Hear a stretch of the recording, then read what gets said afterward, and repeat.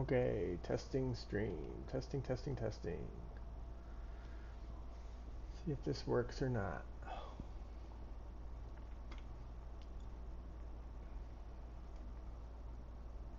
Okay, I am scanning some slides right now. You can see that on screen. I guess over here behind me. I'm scanning the slides right here. So if you are interested in that process, just check that out. I'm also commenting on YouTube videos up here. Let's jump into this. See what looks interesting. All right.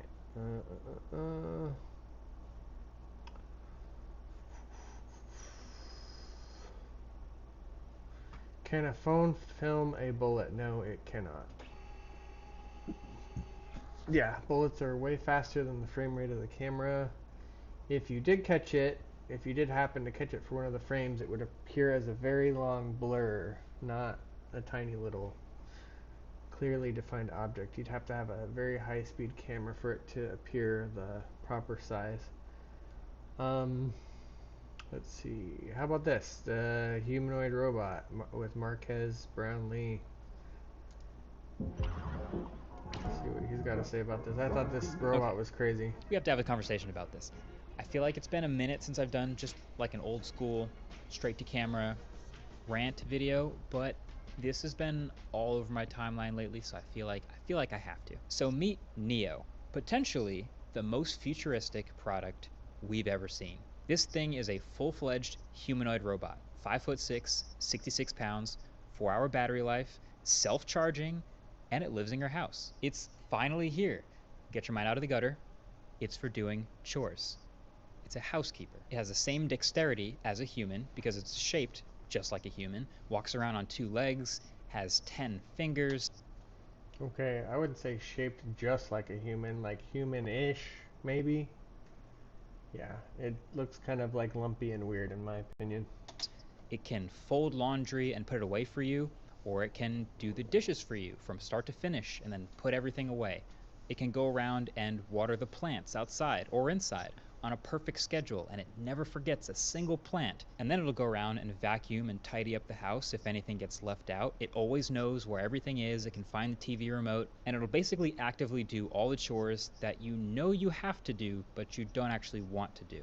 And when it's done, it goes back to its little docking spot and charges itself. Imagine going out for the day of work and coming back a few hours later and everything's done. All the chores are finished.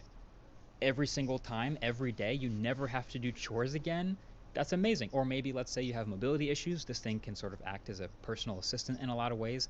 These are things that represent massive value for a lot of people. And it's available to order now.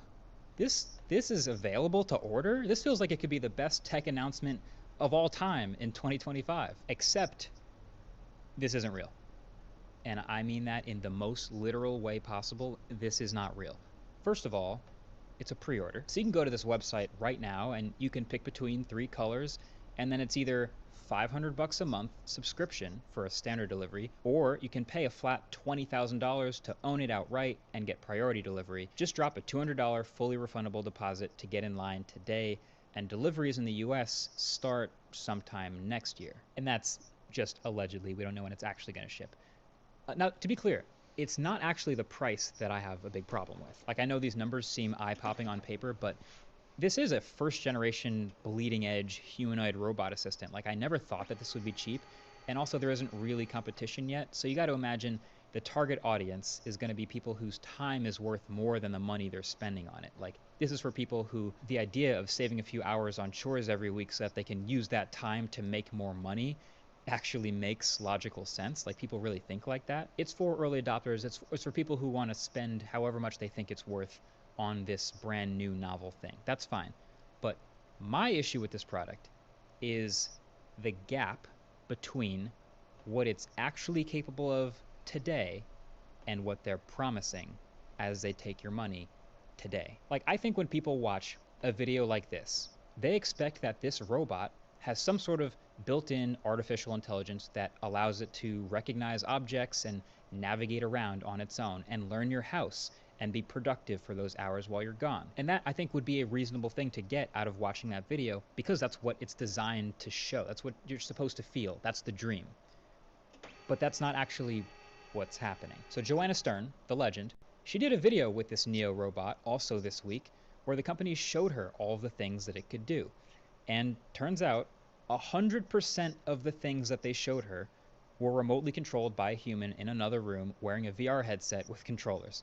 That's not exaggerating. 100% of the stuff they showed her. The carrying things around, the loading up the dishwasher. I mean, look at this thing.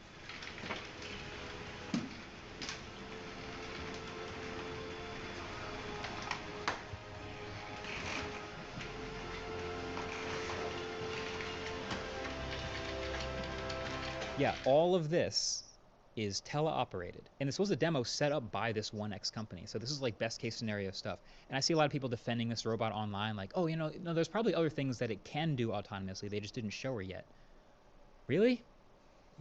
You don't think they would show her the best stuff that this could do autonomously to keep selling the dream? If you watch that keynote video back, to their credit, you'll notice that they actually are very careful to label exactly when the robot is doing something autonomously and not teleoperated. And in that whole nearly 10-minute video, there's exactly 2 scenes that have this label. There's the get the door command. Get the door, please. Where the robot walks over to the door because someone's coming up.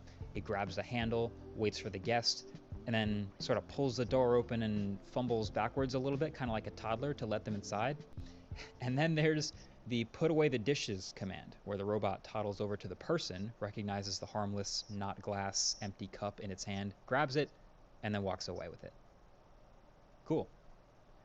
No, seriously, that's actually pretty impressive. Even if I could already today unlock the door with my Google Home and a smart lock with just my voice, there is something at least a little bit futuristic about a humanoid robot going to do that. That's part of the dream. It's doing it autonomously. But then that also means that everything else happening in this video and everything else we've ever seen this Neo robot do, we can safely assume is remote controlled. So the gap between what this product can actually do today and what it can maybe hopefully do someday in the ideal future it is massive. They're massively far apart. And so that's really my main issue.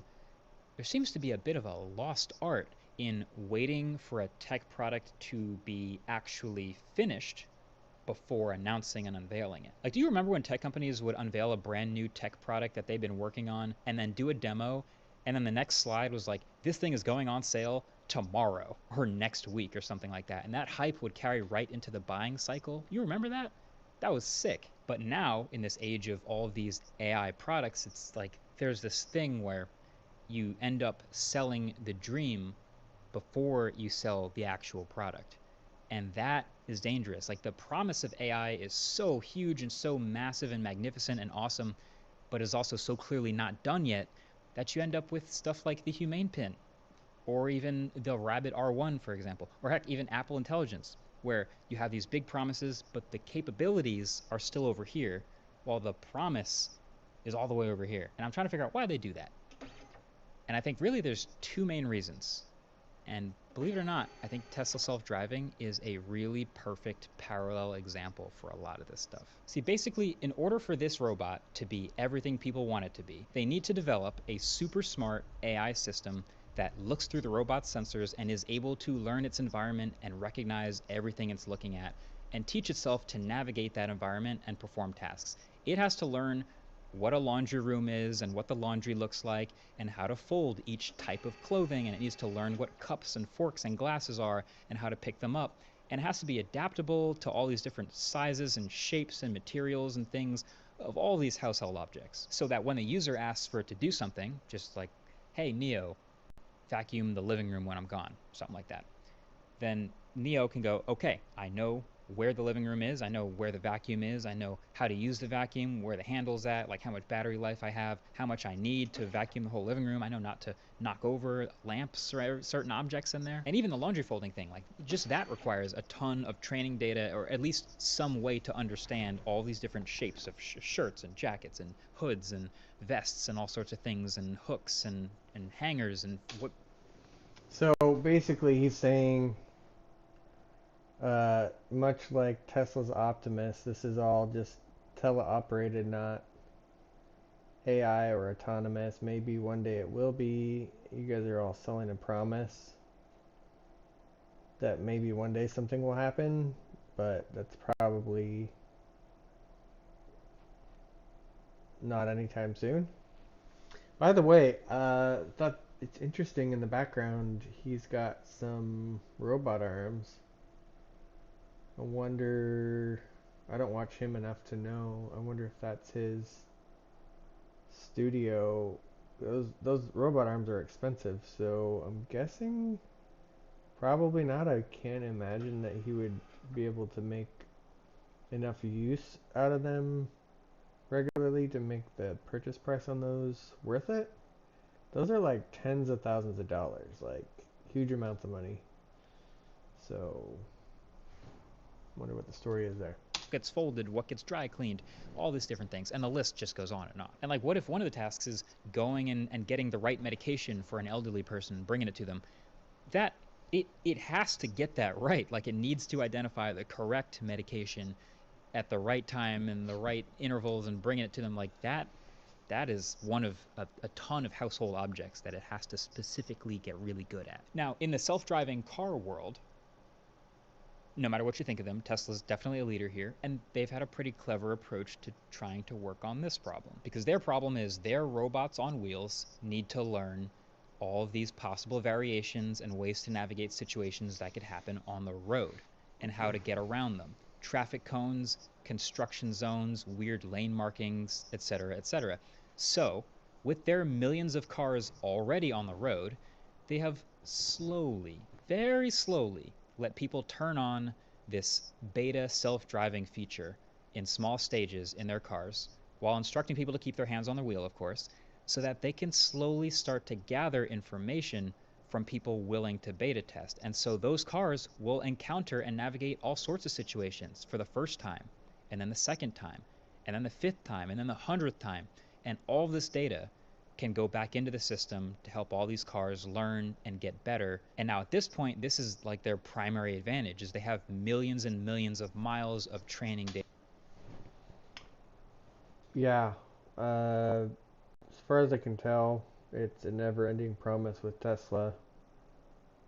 Way, way back in the day, like 20, I don't know, 17, 2018, that's when they first started promising, oh yeah, we'll have this lockdown within a year. And then 2019, 2020, they're like, if you bought any other car, it would be stupid, and this is going to be making you money. They're going to shaft every single person that helps them, basically paid to be a beta tester and paid to have a turnkey business. Essentially, was the promise. It's everybody's getting screwed with AI in general. Data from people essentially beta testing for Tesla. It's a robotics challenge. It's an AI challenge. But yeah, they're essentially using early adopters to beta test to make the systems better for the eventual masses. And what did I say? We're all just beta testers that are paying. now this home AI robot challenge is essentially the same thing, but in people's homes, which is potentially way more variables. Like, cars have to stick to what's on the road and mostly are operating in a 2D plane, where there's obviously different stories. People's houses are crazy different shapes, and there's all sorts of objects and different shapes and types of them, and a million different variables just with household objects. And maybe you could argue that the stakes of self-driving cars are a little higher because of all the safety risks, and if it messes up, someone could die. Maybe that doesn't happen as often with the home AI robot, but then again, if it gets someone's medication wrong, it's still pretty important. So I think the point here is, you don't get to make this awesome, perfect home robot without all of this information. And so they need the training data, and so they go right back to early adopters. So people who press that order now button first, and who actually, I guess, get one of these when they start to ship them, will get a robot that can probably do a few simple things autonomously, like opening doors, but there will be many things it can't do. And for that, if you scroll down on their website, you can see there's expert mode, which is when you have something the robot can't yet do, and you schedule one of their teleoperating employees to look through the sensors into your home and do the task so that the robot can learn from it. And this is something that they've pretty directly said that they expect early adopters to be totally cool with. Like, go watch Joanna's video. I'll link it below the like button. She basically grills the CEO about all this stuff, and he's kind of just like, yeah, if you want to be on the bleeding edge of this, like, we'll probably blur faces and maybe let you geo-fence certain areas of your house, but yeah, that'll be one of the things that they allow you to do. So look, there are certain industries where pre-ordering something that's not. Yeah, bro, I seriously don't think a lot of people are going to be cool with that, especially the early adopter people that are probably going to be like super rich. I think they especially won't be cool with that. Not finished yet is actually normal behavior. Like, this happens all the time with smartphones now. This happens in video games. It even happens a bit with cars these days, although sometimes that can even go too far. But now with all these AI products coming out now, it's resulted so many more times in this strategy of they feel like they have to announce the product way before it's done, and they end up putting out this thing that is just nowhere near the dream. And that's how you get, we talked about the humane pin. Doesn't that sound familiar? Like, getting announced with such a high potential ceiling and promising that this could maybe be a post-smartphone world type of gadget. But it was just absolutely not good when it came out, and not enough people were willing to beta test something with that miserable of an experience. And then the Rabbit R1, like I said, that's another one. And, they are surviving and they're improving, but absolutely with those early adopters. But a $20,000 5'6" humanoid that wanders around your house and does chores, like, are there really that many people, you think, that are willing to spend that amount of money and know that they're going to have to potentially give up some pretty serious privacy and are basically going to be a beta tester for some unknown number of years to hopefully maybe someday achieve that dream? Some of those people are out there, but is there enough of those people? I don't know. I clearly don't know, and I think a lot of other people don't know. There are obviously a lot of potential downsides to this robot. It's too small and weak to carry anything super heavy. It's also too slow and a bit too clumsy, it looks like, to do anything really serious, and it requires inviting a ton. Yeah, I don't know. I think throwing soft cloth skin on top of this thing does not make it as appealing as this company thinks it does. It's weird, it's creepy, and it moves very strange. It hits wrong. Ton of remote viewable cameras and microphones into your house, and it could also fall over and have a hard time getting up. And also, just like the self-driving car, there are a number of situations where the robot getting enough things wrong could be dangerous. Like, even like just the medication stuff that I talked about earlier, or even it just clumsily dropping something made of glass, or any other various potentially dangerous household situation.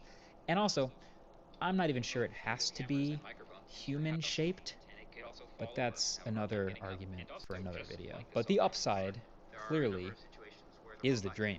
Like Rosie the Robot from the Jetsons type of dream. A personal assistant that seamlessly goes around your house and quietly does all the stuff that you don't want to do, and does it better and faster as time goes on, and does it in quiet hours of the night. The point is, this is the new AI promise problem that we have. It's not just this product and this company. This is, the most visible one on all our timelines right now, but it's like all these AI products are promising the world way, way before they have a product that's ready to actually show anyone and take money for it. And theoretically, this is what we want AI to do, right? It's not just like AI generated videos and slop and random copyright infringement. Like, we want it to be doing actually useful, productive stuff. That's not the issue. It's just the gap. The gap, that's the issue. And closing that gap is so hard. And this is one of the obvious examples. Like, the people that would benefit most from the ideal version of this robot, like the elderly or people with disabilities, are the least likely to become early adopters. So it's tough. I can actually applaud them for showing everything that they did to Joanna in that video. Fun fact, they actually reached out to me 10 months ago in January from a random Gmail address offering to do a sponsored video.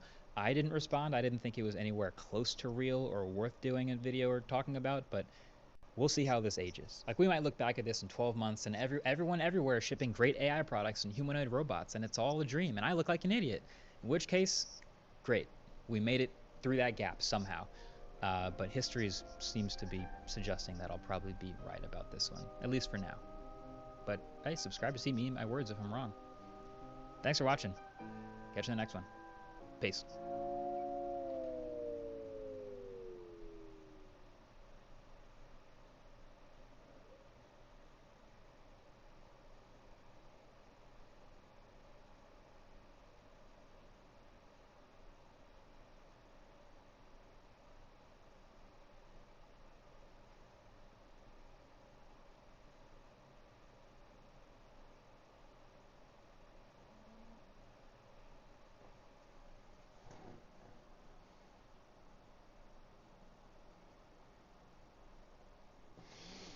I can't tell. I scanned these. Gotta go opposite. Scanned these photos over here a couple of times. This one over here is the first scan that I did, and this one over here is the second scan I did. The dark colors in the tree there look different to me. The one on the left looks lighter shadows than the one on the right, and I don't think I changed any settings between the first and second scan, so I'm trying to figure out why it looks so different if I didn't really change anything. I'm using this ancient software, at least it seems ancient to me, called Silverfast. And let's see, I mean, the only thing that would control that is like the midtones, contrast, and saturation, which I did not change.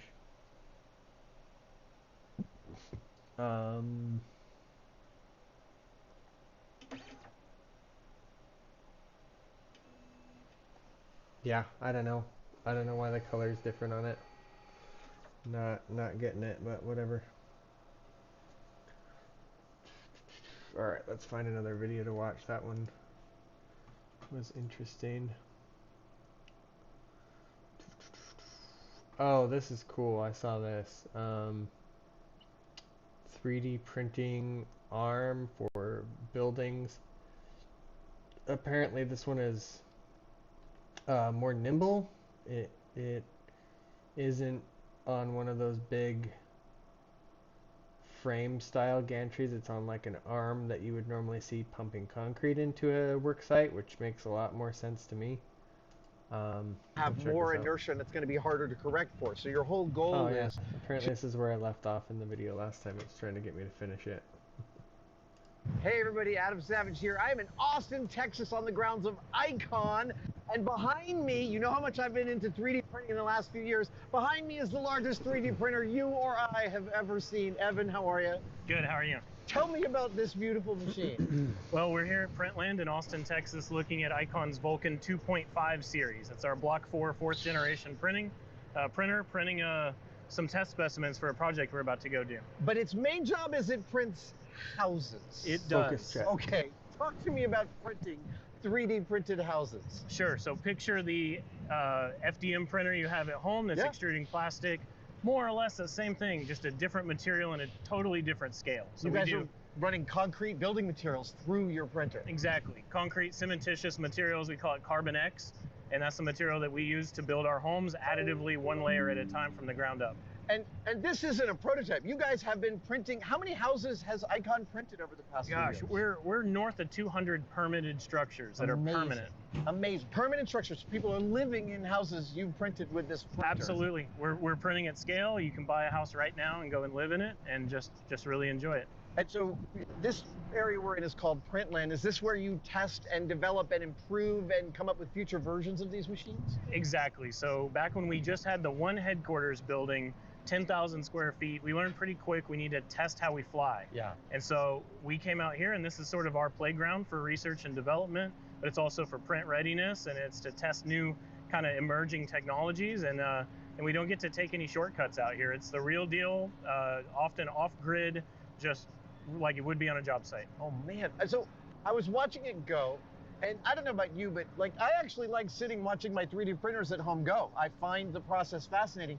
I find this even more sort of mesmerizing, watching the concrete slowly come out of this thing layer after layer. Yeah, it's knowing what actually goes into making this all work. It's just an absolute symphony of a bunch of motors and pumps and sensors and all sorts of things just to take that kind of two-part epoxy that we wet it down and we pump it 200 plus feet and it comes out the nozzle just right. Amazing. And we have to do that all day, every day, 24/7, 365. Okay, so let's say I've got a building site and you guys bring your gantry.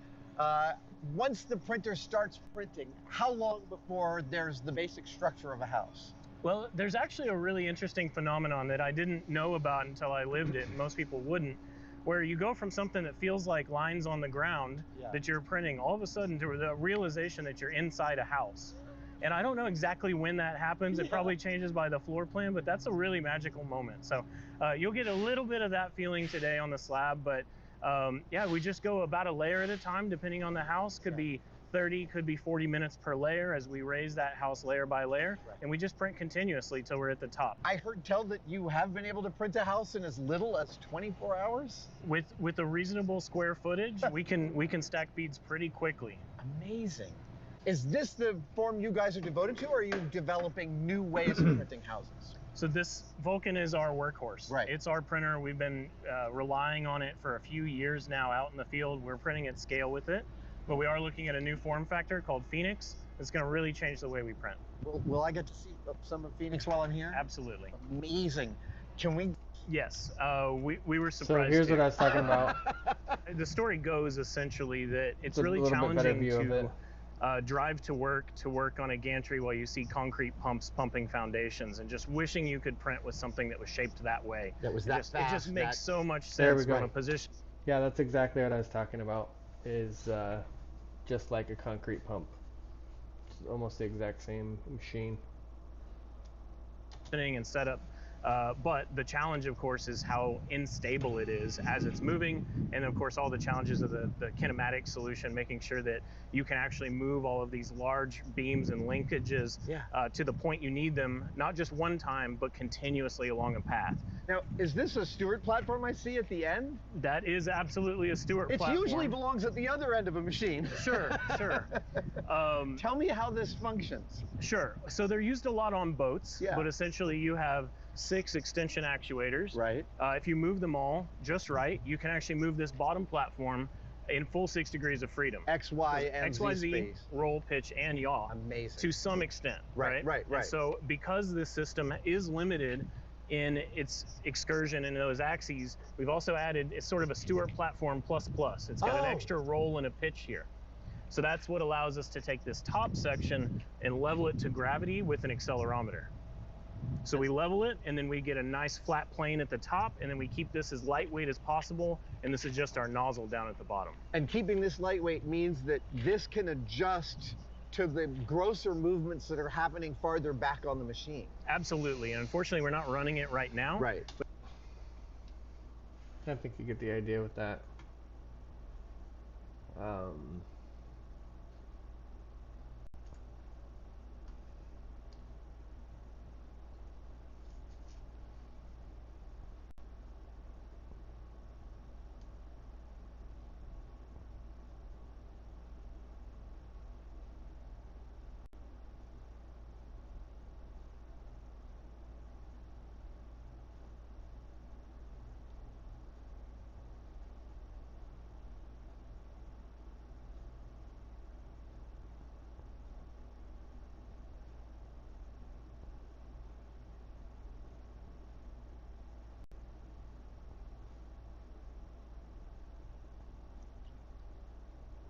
Oh, this looks cool. Build a cinema camera.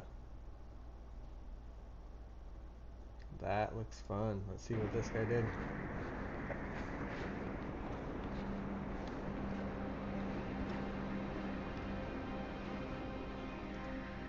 How you doing, everyone? Hope you're having a wonderful day so far. My name's Cole, and in 2024, I set up All Cine with my creative partner, Simon. AltCineCam, short for Alternative Cinema Cameras, driven by a pure passion to redefine cinema cameras. Whilst we admired the progress made in the industry, we felt there was room to push boundaries further, and so we began this journey to create our own cameras. Our first concept and design was the AltCine Eclipse. This camera drew inspiration from the Blackmagic Micro, a camera known amongst a professional niche because of its Fairchild dual gain sensor. We knew rehousing this camera was going to be a complex project, so we prepared ourselves for the insane challenge, knowing the project would demand innovation, serious attention to detail, and lots of money. In just 2 short months, we unveiled the first working prototype of the Eclipse, a groundbreaking Blackmagic box camera modification. This marked the creation of the first fully professional 3D printed cinema camera mod. To get vital feedback, we put the camera in the hands of fellow filmmakers, including Simon Cade from DSLR Guide, and the response was overwhelmingly positive.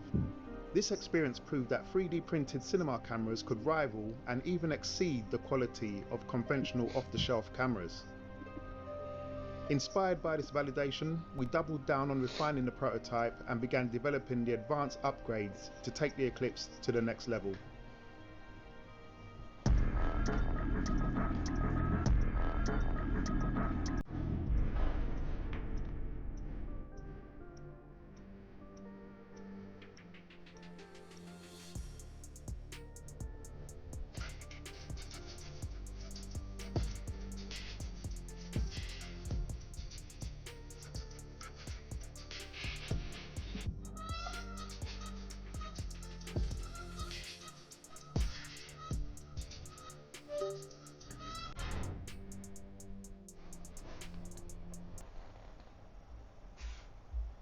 Building a cinema camera from scratch is a terribly complex thing to do, but we achieved it and we're happy with it.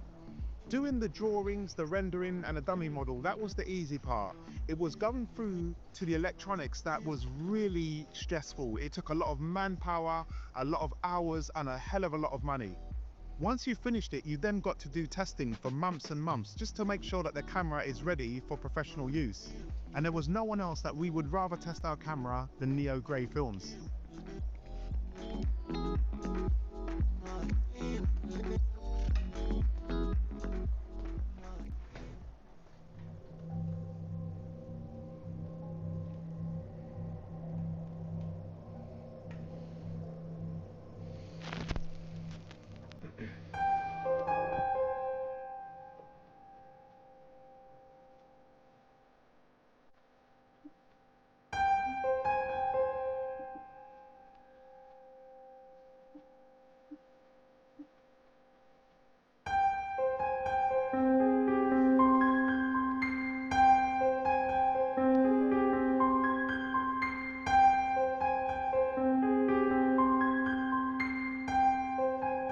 This is some crazy music.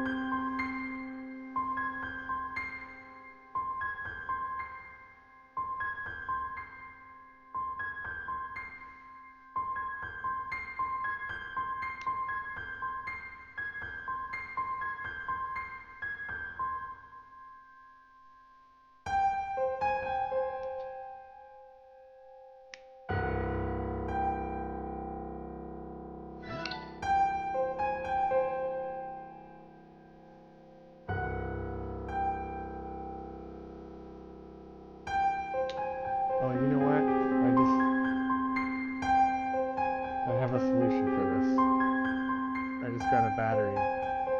So I haven't told you what the solution is for what. The battery on this headset So I hope is you running enjoyed that low. video from Neo Grey. Absolutely amazing. The battery on this headset's running low, and I connected this gigantically long Oculink cable right now in hopes of charging it up while I'm using it. And I just realized I thought about this the other day, and I created a solution for myself because it's pretty impractical to try and charge this thing. Let's see if the camera goes out when I unplug this. No, it did not go out. Okay, great. The camera's been plugged into this battery bank here. I like this thing. It's been pretty good so far. 31%. Alright, so should probably plug this in to keep the camera powered. Probably be a smart thing to do.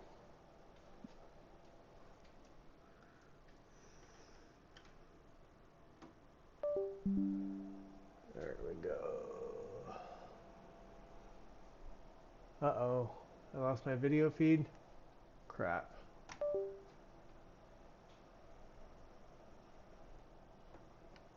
Alright, video feed's back. It looks like when I plug it into the computer, it's wanting to charge or transfer files or something like that. So the video feed cut out temporarily. Anyway, we'll let it be what it is. I'm going to connect this to the headset I'm wearing, and we'll see how many hours of play I can get out of it.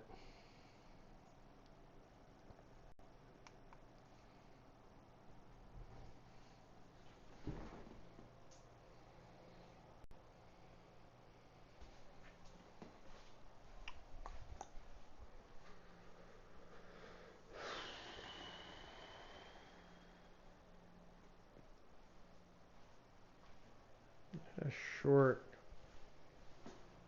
little USB cable that came with this thing. Figure out where I put that.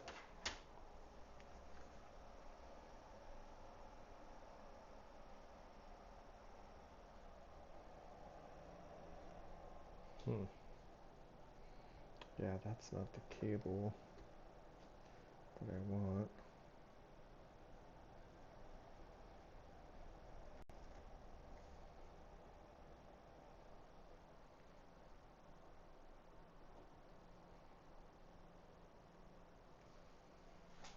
I want that really short cable. That is what I'm looking for. Where did I put the short cable?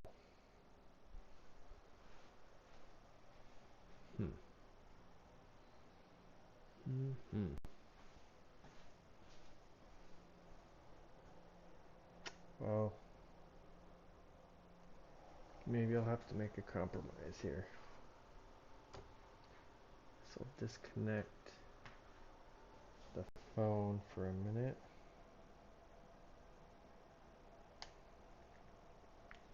Okay, so I'm just gonna plug this battery bank in to the headset for the time being.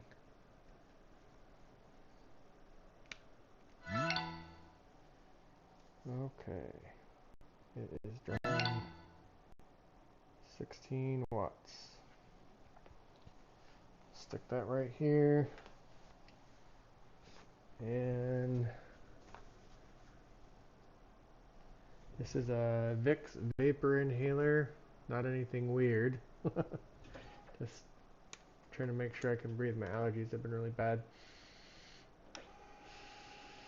with my neighbors burning wood in their fireplaces. It gives me bad allergies in the winter, so I have the fortune of having bad winter and summer allergies. It's awesome. Okay, let's see what it says. I am going to try and cast this. Okay. Charging. Great. Extended battery connected. Great. So we're charging.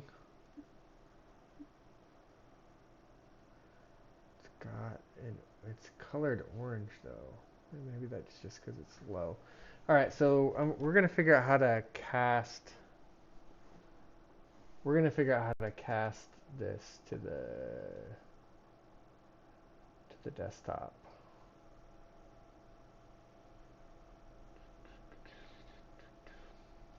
Amazing cinematographer, and just my hats off to him, and we're so glad to partner with him on this new venture. You can go over to his YouTube channel because you're going to see a lot more regarding OG, and his work is absolutely phenomenal. Him and the other creators he works with, absolutely phenomenal work, and the link is down in the info.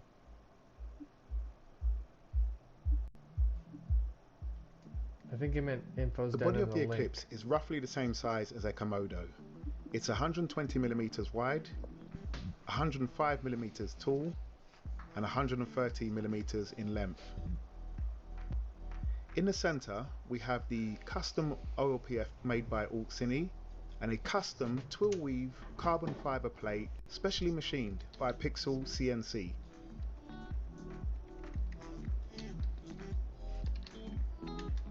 On top of the unit, we have 6 custom buttons, including the first record button. These are all made out of chrome. Then we have the 2 function buttons and the jog dial, and these are used for customizing the screen. The function buttons can be used for false color, focus peaking, punch to zoom in, and many more. At the top of the unit, you will see the pogo pins. These are used for powering proprietary accessories. On the left of the unit, we have the SD card port, a full-size XLR jack, a 3.5mm mic jack, and a tally light that will let you know whether you're recording or in standby. We also have 6 quarter-20s and an ARRI rosette. The side panel, like the front, is carbon fiber and made by Pixel CNC. On the right hand side, we have the speaker, the second record button, SDI out, and a LANC port for remote control, and a USB-C 5 volts power out. And just like the other side, we have a carbon fiber grille and multiple mounting points. On the rear, we have the antenna for remote control, an SDI out and an SDI in for timecode, a HDMI port, a headphone port, and 2 S-Bus connectors. These are used for controlling the camera from other devices such as drones.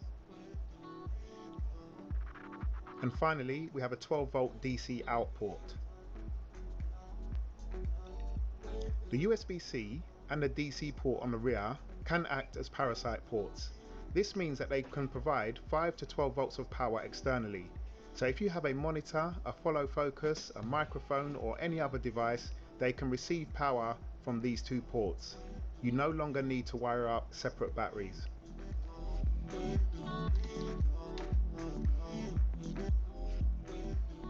In the beginning of 2025, we've got some incredible plans. We've got a new ARRI coming, which is a cross between old and new tech. And we also have the CinePi camera. Now the CinePi is going to be the first camera that you build at home with only a screwdriver.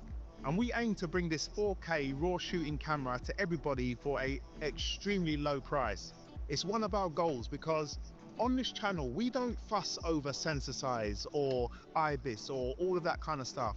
What we want to do is just empower people, give people passion to go out there and shoot.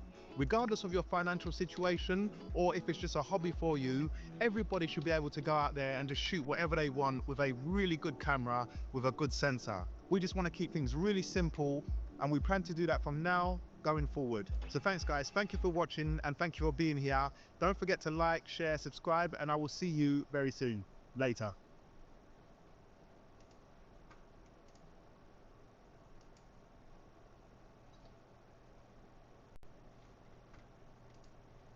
Okay, well that just seemed like an advertisement basically for their project. Nothing wrong with that.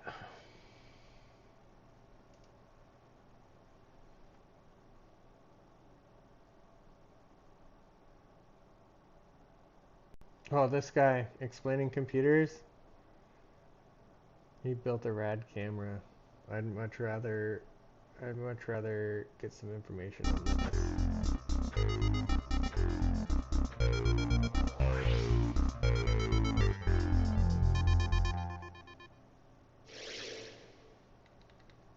Welcome to another video from explainingcomputers.com. This time we're going to delve into a very exciting open source project called CinePi.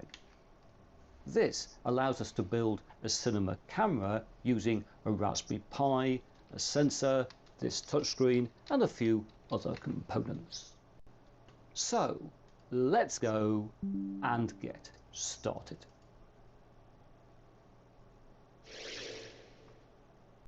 Right, here we have the key components we're going to use to build our Cinepi cinema camera, although before we begin I think it's worth noting what a cinema camera actually is.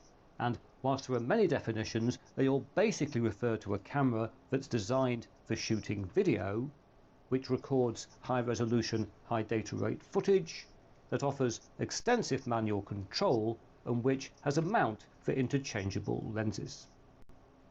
Cinepi has been developed by Charbonnage, I hope I've got that pronounced right, and if we take a look at its web page, we find links to lots of different places where resources are available.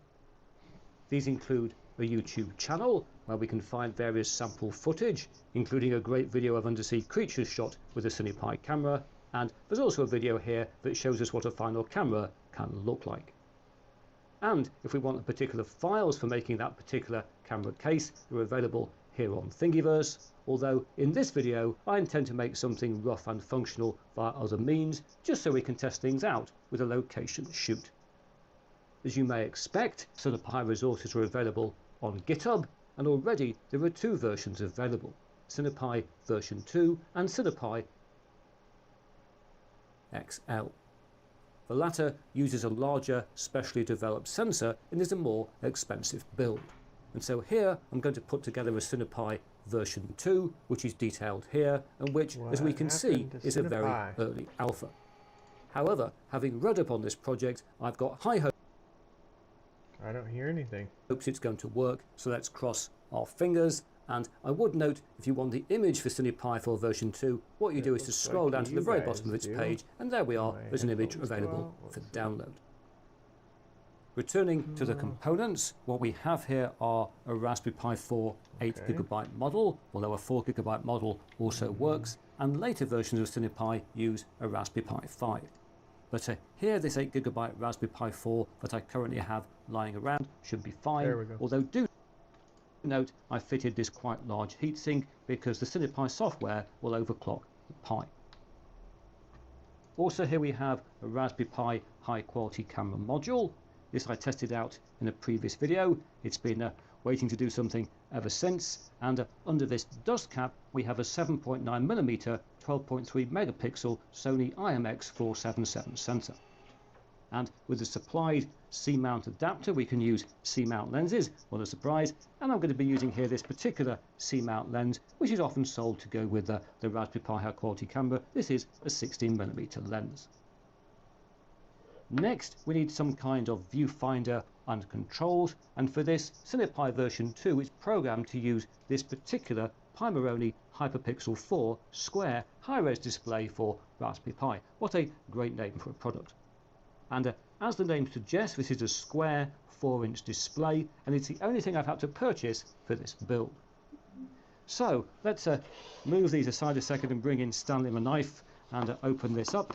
Just on the top, I think there we can just flick through and hopefully open up. Very exciting. Always in a little bag. And there is there's this header to mount it properly on the Pi to raise it up. There's some standoffs as well. It's very exciting this, isn't it? And in here hopefully is a non-cracked display, and oh look, it's the back, it's the front, there it is. Nice little display this. It's a 720 by 720 pixels, which is a reasonably high resolution given the 4-inch size, and do note this comes in two models. And specifically here we've got the touch model, which is the one you need for Cinepi version 2, and this has model number PIM 470.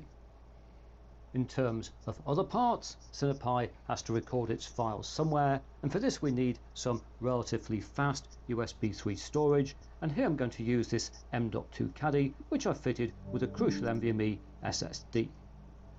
To go on location, we also need some kind of battery power, and here I'm going to use this power bank, a 10,000 mAh power bank. I normally carry this on my travels to recharge my phone, but I'm sure it won't mind helping out in this project. Other than this, some mounting hardware will no doubt be required. I've been looking at various bits of mounting hardware I've got lying around, maybe using these, don't know, but look like they might be useful. And also going to need a micro SD card. I've got one over here. Here it is, a SanDisk Extreme Pro. Happens to be 64 gigabytes, but it doesn't have to be quite that big. and I've already downloaded the CinePy version 2 image from GitHub and imaged it to this card. And so the next thing to do is to take all of this hardware, including the screen and the Pi and the camera module, the sensor, and we're going to do a desk test to see if this is all going to work.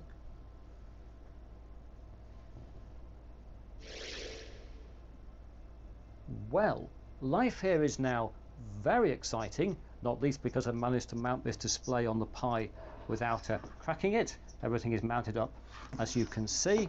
Just for a desk test, as I said earlier, I've got the SSD connected as well, and I've got the Pi connected to a standard Raspberry Pi adapter for this test rather than the battery bank. So let's do the really exciting thing of turning on the power. This is my first boot of this system, so I just have to lean back over here and press the power. There we go, and we will see what happens. There is power on the SSD, that is good. Hopefully the Pi will come on. This is a first boot, it needs to sort itself out. It's probably going to do a reboot as well. So we'll see what happens. Nothing yet, but these are early days. Oh, that looked very encouraging. Came up, that's the reboot, I imagine. So hopefully it'll come back again. Do you think it will? Oh yes, little LEDs are flashing. You can't see them. I'm keeping you in suspense here, but hopefully I want to show this in real time. Yes, I've even got it the right way up. That's amazing. We have got obviously a preview from our camera. We move that around like that, and we have got controls, a record control, those other controls here which can be flicked up and down. Oh yes, that's this is impressive. And the lens obviously isn't focused on anything at the moment. There's the that's the focus. This is the iris, isn't it? Let's try and whoa, what can we look at? I should have set this up, shouldn't I? But there's nothing to look at, Christopher. There must be something to look at. Can I look at me? Where am I? Is that me up there? What's the iris doing? Let's give ourselves a bit more light. Oh yes, there we are. Oh, there's just about me, isn't it? Just about me, and can we get me into focus? Oh yes, there's a bit of me coming into focus. Wow, that's frightening, isn't it? Anyway, I think we've proved the principle that, oh, you can see me talking. I think we've proved the principle that this thing works. That is impressive. So I think what I'm now going to do is to get it mounted up into something a bit more permanent and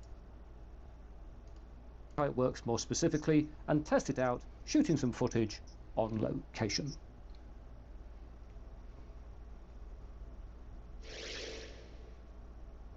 Greetings! Here I am back again. I've now constructed my CinePy rig, and I think it's come out rather well actually. In fact, it's one of the most pleasing constructions I've ever put together involving a Raspberry Pi.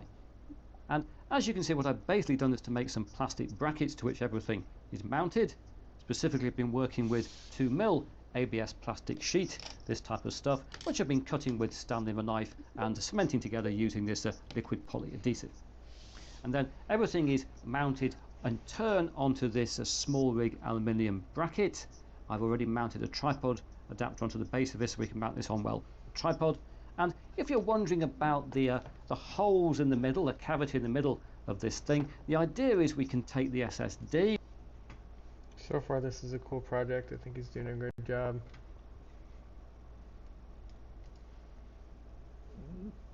Okay, let's see what it says. horizon.meta.com/casting.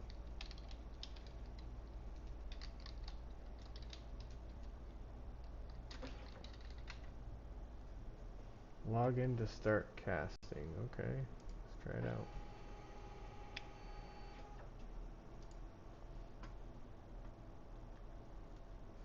Okay. Gotta let me in.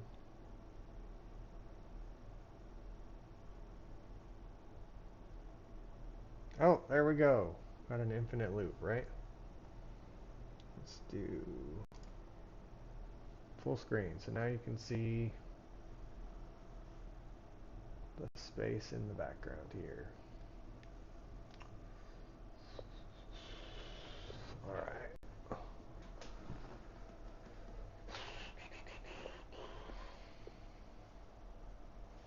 Okay, so I'm gonna pull up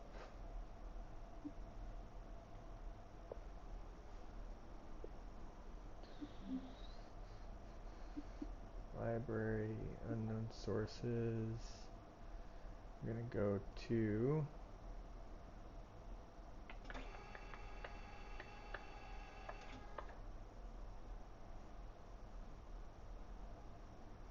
Moonlight.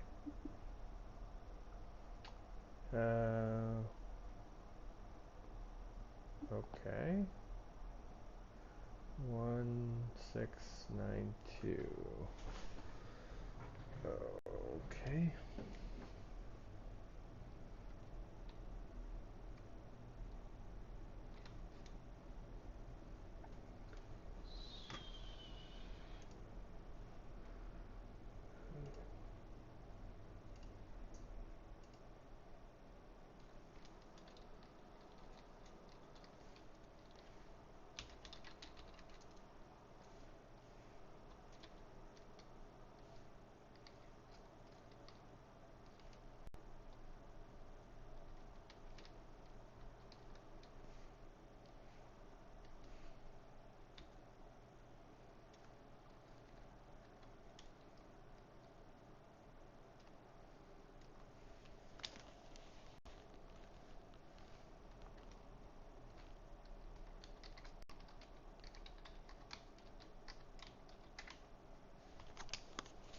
Okay.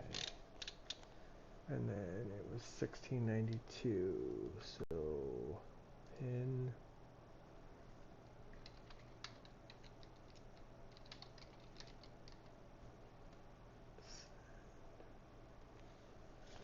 Okay.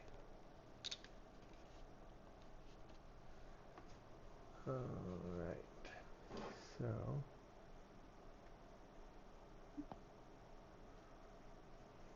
there we go. We got a desktop going on.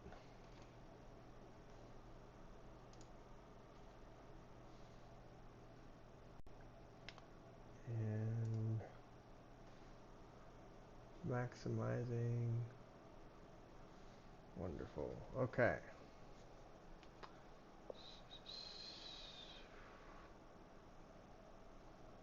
This is awesome.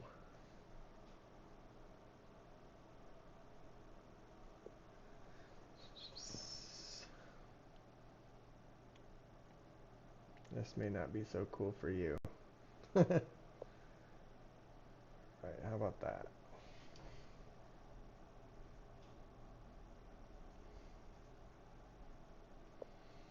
Got the teleprompter up here. I guess it's not so bad because realistically you're just looking at everything through that, aren't you? Not a huge part of the screen. Now I need to check a couple things. So we're gonna go over here real quick and grab this window.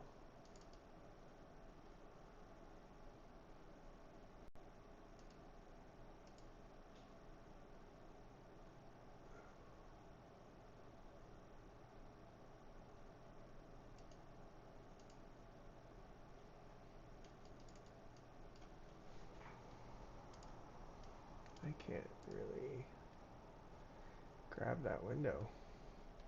Oh, maybe Control Alt Windows Shift. There we go. Look at my hair. It looks awesome. That's so funny. Let's see. Yeah, I am that bald. Amazing. Halfway back my head. This is good. This is great. Okay.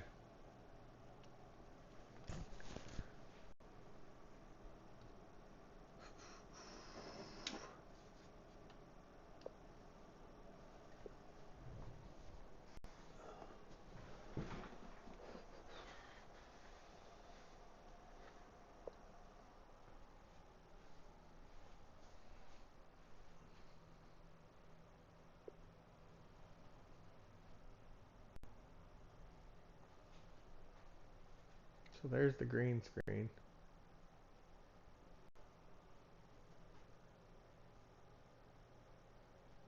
You can see on the green screen there Okay.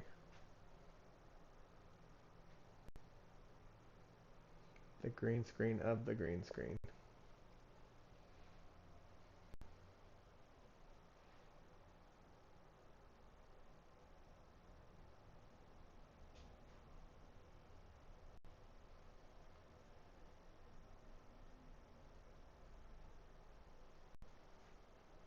There's Gladys. Everyone say hi, Gladys.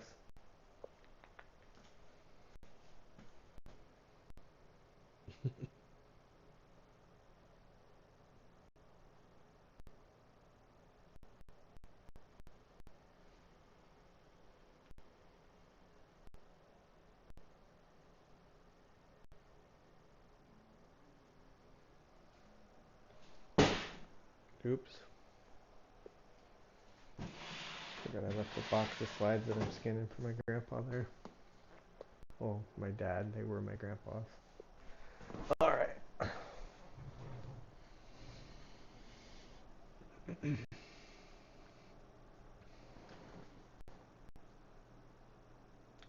What I should really do is set up Moonlight so it's casting to the other screen, right?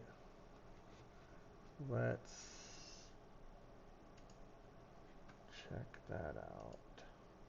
No.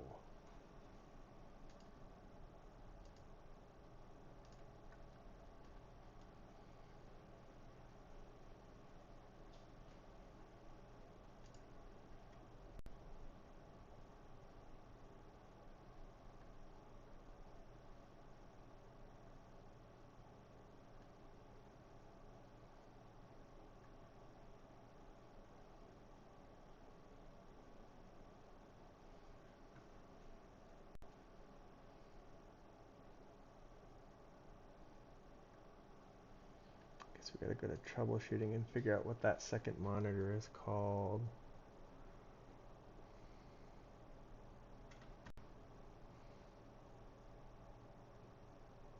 Ooh, okay, so it's called Elgato Prom.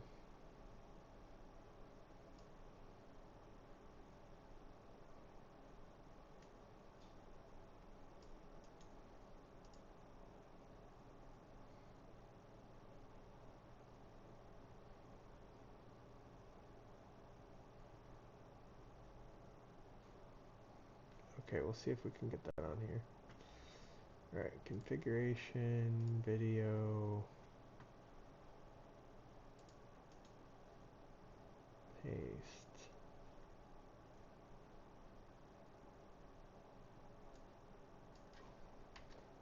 Looks like we need to paste it in there with the brackets, but not the quotes. Okay. And then we're gonna go and save that. To apply that, it's gotta restart.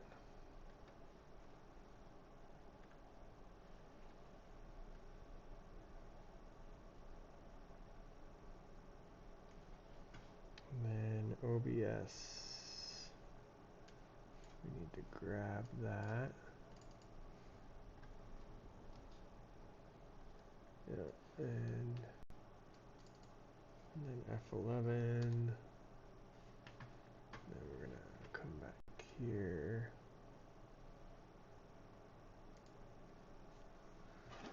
Alright, and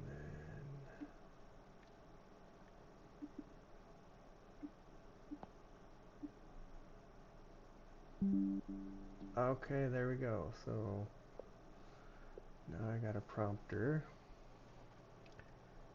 set up. Cool.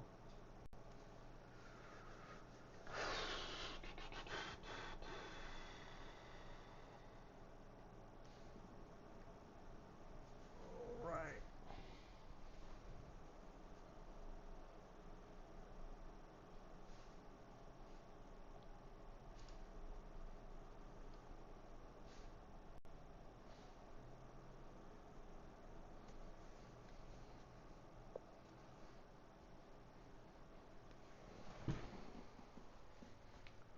So now I could put this over here so I could see what's going on in the stream.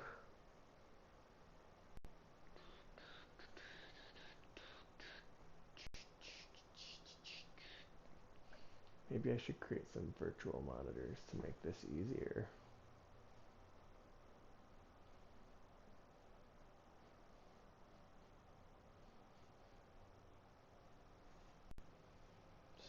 Frames a second. All right. So what I'm going to be doing is setting all this up so that I can scan objects.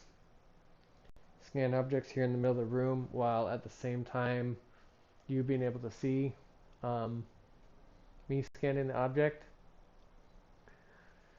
Our dog's hanging out down here. Say hi. Say hi to everybody. You little ding dong. All right.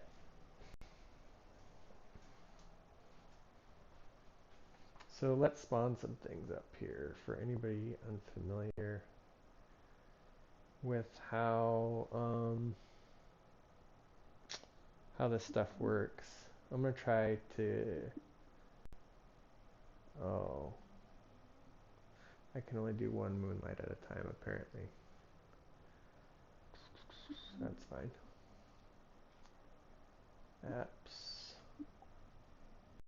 Let's try YouTube and try streaming this.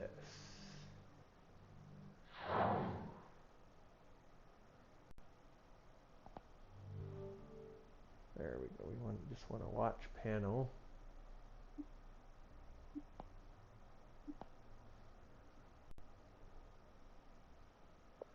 Okay.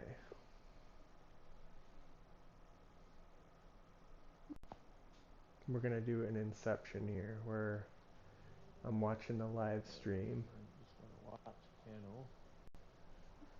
Let's see how long it takes to catch up. I think it's like 20 seconds. Okay.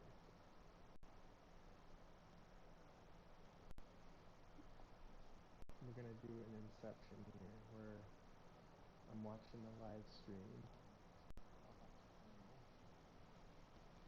See how long it takes to catch up. I think it's like 20 seconds.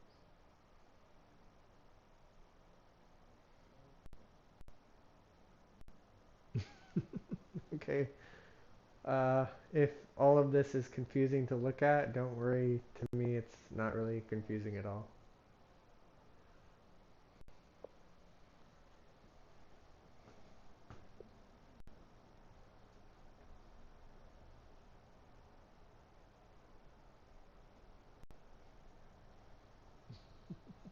Okay. If all of this is confusing to look at, don't worry. To me, it's not really confusing at all.